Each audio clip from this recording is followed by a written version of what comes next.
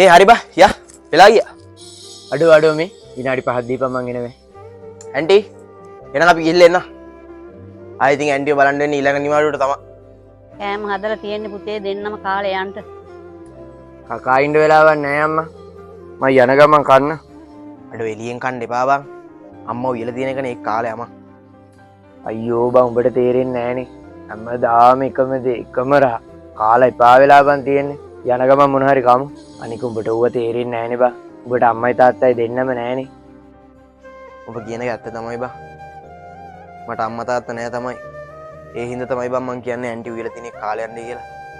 මට අම්මා තාත්තා නැති හින්දානේ බං මං හොස්ටල් එක නැවතිලා ඉන්නේ. ඒ වේදනාව දන්නේ මං විතරයි බං. ඒකයි මං කියන්නේ ඇන්ටි උයපු එක කන්න නැතු වෙන්න එපා කියලා බං. අනේ පුතේ ඇන්ටි කියලා කතා කරන්න එපා අම්මා කියලා කතා කරන්න. ඔයා කිසි දෙයකට බය වෙන්න එපා පුතේ අපි ඉන්න ඔයාට.